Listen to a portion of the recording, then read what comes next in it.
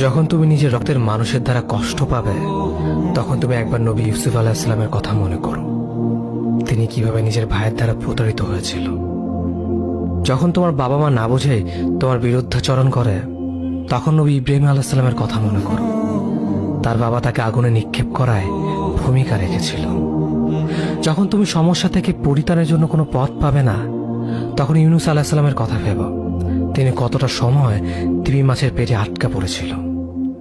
যখন তোমার নামে কেউ মিথ্যা অপবাদ ছড়িয়ে দেবে, তখন মা আয়েশা রাদিয়াল্লাহু আনহার কথা মনে করো। তার নামে পুরো শহর জুড়ে কুৎসা রচনা করা হয়েছিল। যখন তুমি অসুস্থ ব্যথার যন্ত্রণায় কাতরাতে থাকো, তখন নবী আইয়ুব আলাইহিস সালামের কথা ভেবো।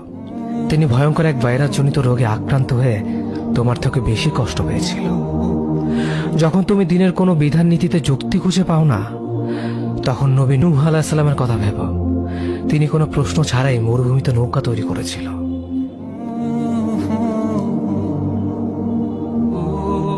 যখন তুমি আত্মীয়স্বজন, পরিবার, বন্ধু বান্ধবের কাছে হাসির পাত্রে পরিণত হও, তখন তুমি শেষ নবী হযরত মুহাম্মদ সাল্লাল্লাহু আলাইহি ওয়াসাল্লামের কথা ভেবো। রাসূল সাল্লাল্লাহু আলাইহি ওয়াসাল্লাম বলেছিলেন, সবচেয়ে বড় পরীক্ষা দিয়ে সবথেকে বড় পুরস্কার আসে। যখন আল্লাহ কাউকে ভালোবাসেন, তখন তাকে পরীক্ষা করেন, এবং যে এই পরীক্ষাগুলো মেনে নেয়, সে আল্লাহর সন্তুষ্টি অর্জন করে। আর যে অভিযোগ করে, সে তার ক্রোধের পাত্র হয়। হে আল্লাহ, তোমার কথা মনে করা, তোমার প্রতি কৃতজ্ঞ হওয়ার এবং তোমার ইবাদত করার তৌফিক আমাদের দান করো। আমিন। যেভাবে তুমি সন্তুষ্ট হও, সেভাবেই আমাদের পরিচালিত করো।